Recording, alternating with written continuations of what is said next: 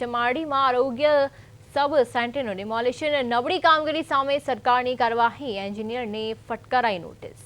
આરોગ્ય મંત્રી પ્રફુલ્લ પાનસેરિયાનું નિવેદન આરોગ્ય મંત્રીનું ગેરરીતિ સામે કડક વલણ સામે આવ્યું છે તો ચમાડીમાં આરોગ્ય સબ સેન્ટરનું ડિમોલિશન જે છે તે હાથ ધરવામાં આવ્યું છે આપ સ્ક્રીન પર જેવી રીતે દ્રશ્યો જોઈ શકો છો કે ડિમોલિશનની જે કામગીરી ચાલી રહી છે એન્જિનિયરને નોટિસ પણ ફટકારવામાં આવી છે ત્યારે હાલમાં જેવી રીતે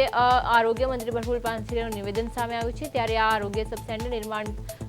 કાર્યમાં ખામીઓ જોવા મળી છે નાની એવું દવાખાનું બની રહ્યું છે ત્યારે એ દવાખાની અંદર કાલે મને એક મેસેજ મળે છે, મને વિડીયો મોકલાવે છે કે આ કામ એક ગામની અંદર ચમાડી ગામની અંદર કામ વીક થઈ રહ્યું છે। તુરંત જ મેં અમારા અધિકારીને સૂચના આપી અને એ કામ ખરેખર વીક હતું। તપાસ કરતા ત્યાંના એન્જિનિયરની જવાબદારી હોય છે, એમને શોકવદની નોટિસ ફટકારવામાં આવી છે। જેટલું કામ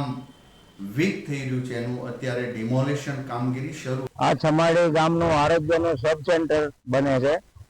આમાં નબળું કામ થવાથી મેં રજૂઆત કરેલી કલેક્ટર સાહેબને, ડીડીઓ સાહેબને, તાલુકા પંચાયતના ટીડીઓ સાહેબને, પ્રાંત અધિકારીને બધાને મેં લેખિત રજૂઆત કરેલી, પણ છતાંય કાંઈ મને એમાં બહુ તપાસ કાંઈ થઈ નહીં, કાંઈ એવું રિઝલ્ટ ન મળ્યું। પછી અમે આરોગ્ય પ્રધાન પ્રફુલ્લભાઈ પાનસેરિયાને સાહેબને રજૂઆત કરી તો એને તાત્કાલિક તપાસના આદેશ આપ્યા અને તાત્કાલિક તપાસ કરી અને જે ક્ષતિઓ હતી એને દૂર કરવા તાત્કાલિક આદેશ આપી દીધો। એના ભાગરૂપે અત્યારે આ તોડવાનું કામ